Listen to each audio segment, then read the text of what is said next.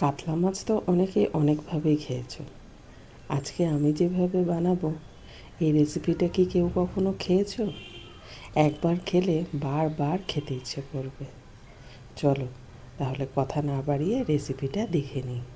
প্রথমেই মাছগুলোকে পরিষ্কার করে ধুয়ে একটু নুন আর একটু পাতিলেবুর রস চিপড়ে খুব ভালো করে মাখিয়ে কিছুক্ষণের জন্য রেখে দিলাম। কেটে নিলাম একটা মাঝারি সাইজের পেঁয়াজ, একটু বড় বড় করে কেটেছি। নিয়েছি একটু আদা, একটু রসুন, কাঁচা লঙ্কা আর একটা টমেটো।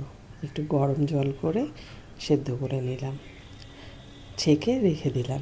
ঠান্ডা হলে একটা মিক্সিং জারের মধ্যে নিয়ে নিলাম। দিয়ে দিলাম 2 টেবিল চামচ সাদা তেল, খুব ভালো করে পেস্ট করে রেখে দিলাম।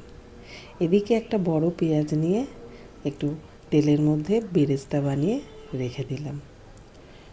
মাছগুলো এবারে এক এক করে হালকা করে ভেজে নেব। খুব বেশি লাল লাল করে ভাজার দরকার নেই, একটু হালকা করে ভাজলেই হবে। মাছগুলো ভাজা হয়ে গেছে, তুলে রেখে দিলাম।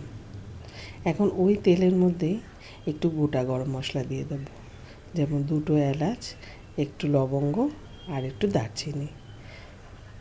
সুন্দর গন্ধ ছাড়লে পেস্ট করে রাখা মশলাটাকে দিয়ে দিলাম, ভালো করে মিশিয়ে নিলাম। একটু পরিমাণ মতো নুনও দিয়ে দিলাম। খুব ভালোভাবে আবারও মিশিয়ে নিলাম। যখন দেখলাম তেল ছাড়ছে, ওর মধ্যে পরিমাণ মতো গরম জল দিয়ে দিলাম। জলটা ফুটে উঠলে ভেজে রাখা মাছগুলো এক এক করে দিয়ে দিলাম।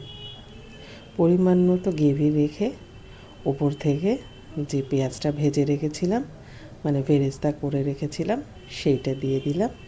আর দিলাম সামান্য একটু গরম মশলা। ব্যাস, কিছুক্ষণের জন্য ঢাকা দিয়ে রেখে দিলেই তৈরি হয়ে যাবে তিল কাতলা। এই রান্নাটা গরম গরম ভাতের সঙ্গে খুব ভালো লাগবে। তোমরা অবশ্যই বাড়িতে একবার ট্রাই করবে আর আমাকে কমেন্ট করে জানাবে কেমন লাগলো। যদি ভালো লাগে একটা লাইক করে দিও আর শেয়ার করে অন্য বন্ধুদেরও দেখার সুযোগ করে দিও। তাহলে বন্ধুরা, আজকের ভিডিওটা এখানেই শেষ করছি। তোমাদের সঙ্গে আমার আবার দেখা হবে অন্য কোনো ভিডিওতে।